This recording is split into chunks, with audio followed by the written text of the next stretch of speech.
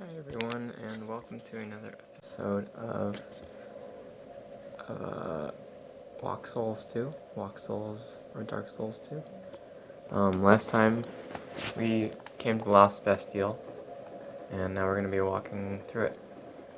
I actually went ahead and beat the area boss, and I did a bunch of leveling up, and I got a new staff that's slightly stronger. This Archdrake staff that I'm going to replace with this Sunset staff afterwards, when I get enough faith.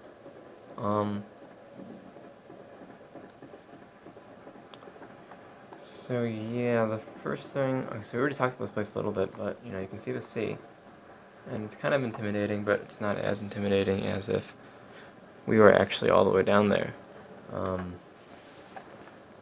Off in the distance, we see where we want to go. We can also see the moon, our source of light. So I think this is implying that this is like the west, or like the east, or the east or south or north of the island.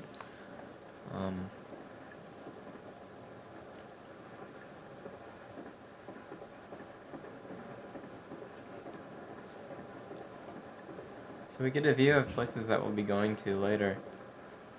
Round tower, some towers, and that one in the distance over there.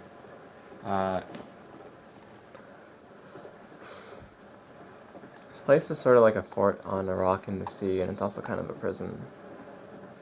I've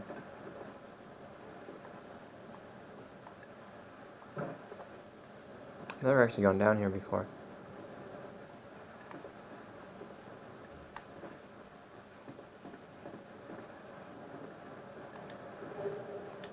Oh, that's useful. Some souls.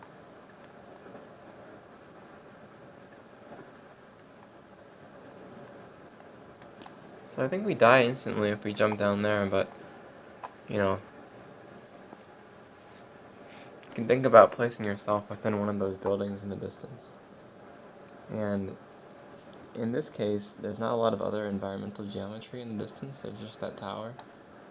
And so if you're outside of the tower, then you get this sense of wanting to see what is at the tower, I guess. So it's creating kind of a sense of anticipation when you see something in the distance. I don't think I can go down there. Yeah, I'll probably die.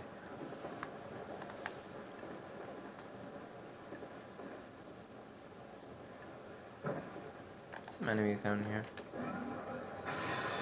But, nothing really awful.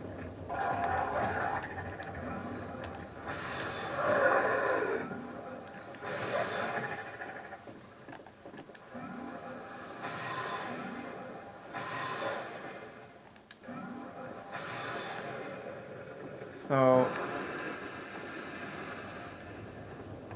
the original way to actually get down here is to go through a ladder. In this case, this ladder right here. It's a nice ladder. You can look down into the courtyard from below. A fun thing in the city is to go up high into a building and figure out where you are from the ground level and kind of go between the two places and compare perspectives.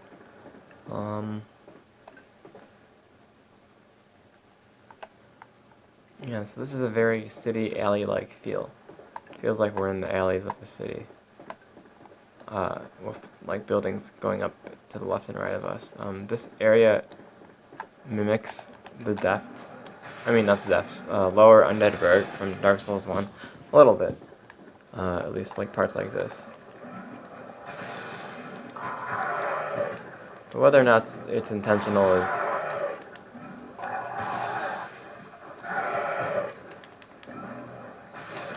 probably impossible to tell.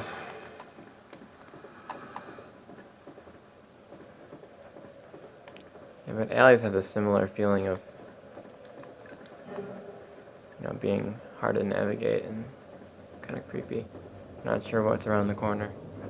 And so if you look to there's like a barrel, if you can see it in the distance, on the top of the stairs. If you roll it down here, you can blow a hole in the wall. And there's a bonfire here. Behind the bonfire is this, it's a blacksmith guy, but you can't do anything with him yet. You know, he's got his little tools on the wall and anvil.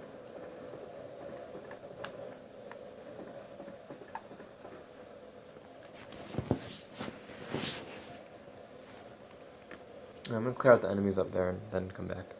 So I'm back.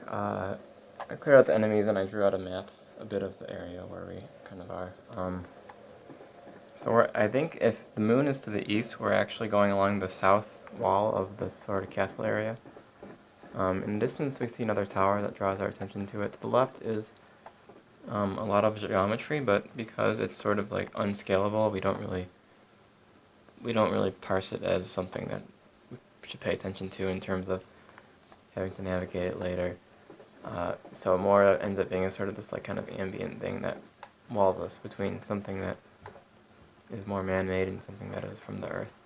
And if we look downwards, we see some very low alleyways. I don't know how to get there.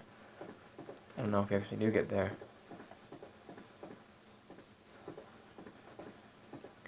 You know, a place at night, it makes you think about, you know, what is it? So it makes you wonder what it's like at night. I mean, in the daytime, this kind of space. Now it's kind of just like an ominous, not ominous, a peaceful, frozen in time. At nighttime, things seem frozen in time because there's no people around. So you can replicate that effect by using a nighttime lighting. Coming here, there was an NPC there, but this is an entrance from a different area. We can actually get here by going through something in Forest of Fallen Giants, which I'll probably show next video. But where we actually want to go is across this rubble, into this area here.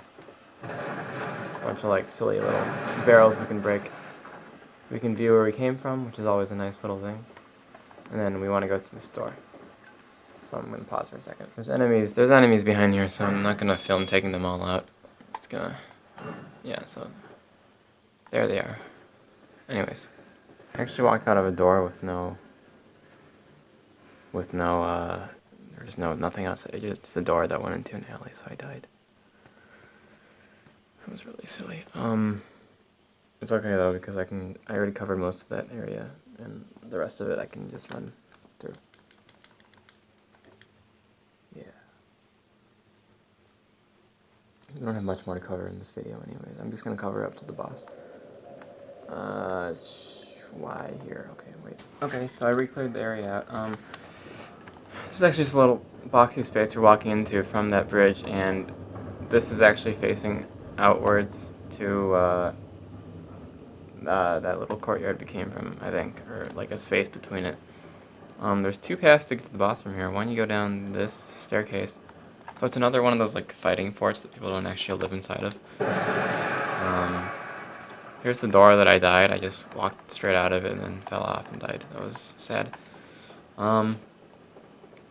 Here's the set of doors that leads to the boss room, but you can't go through it because they've been destroyed. I'm just describing these kind of formally right now. This space, I don't know, it has that feel where like if you're going upwards you don't really know what you're gonna see, but if you go downwards you can kind of like peek out from here. And these ladders, they take us back up to another jail cell.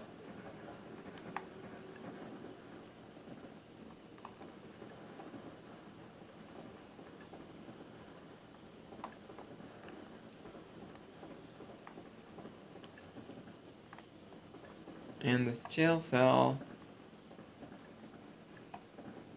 I don't really know what I'm looking at here. I think it's an alternate area. It kicks us back out to here. So it's kind of like a small looping room. Nothing super special about it, I would say. I'm just jotting down some notes here about the shape of this room. So it has a hallway that goes off to that direction. Another, we go through here, another square room.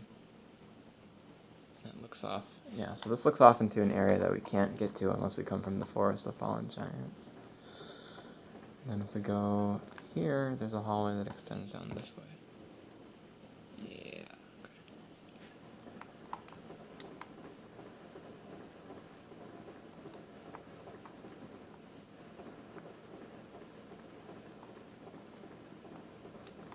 should be the case that one of these doors takes us back all the way down.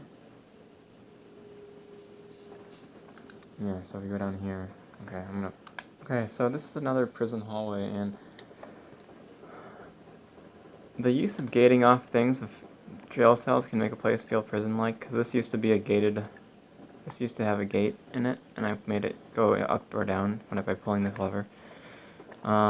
Different prison cells with dead people in them, or bodies of items. This one doesn't have a rounded ceiling though, and there's no staircases, so it feels like you could linger here for a little bit longer, more like a hallway in a school or something. Drop down here, and this is where we fought a boss. The boss are called the Ruined Sentinels, if anybody wants to actually watch that fight. Not that exciting of a boss.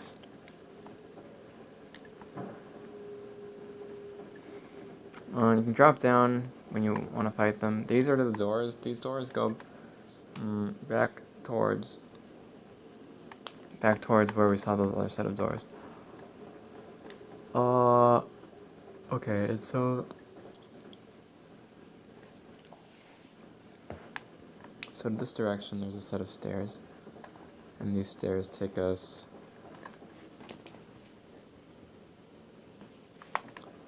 back into the room. But we can also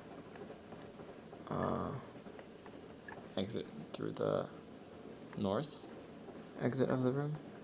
And there's like this giant exploding monster thing there. I forget what it is.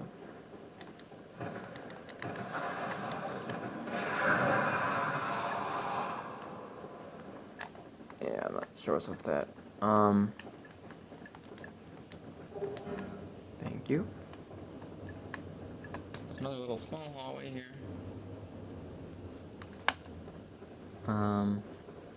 Takes us into another square room. That was some kind of like dining hall, sitting room. I don't know. I like this area. So you can kind of get this sense that there were prisoners here, but also in the same way, the alternation between these cramped hallways and these open hallways imply there was some sort of like power structure among the people there. I mean, of course there was prisoners and prison guards, but or a place where more people pass through. I mean, larger space tends to be more public space, so you could do that too if you're kind of designing an apartment or something. Designing a small space for people, and then larger spaces for public places to go through. Anyways, when we come back, we'll go back through more of the Lost Bastille. So thanks for watching this episode. Farewell. Wave.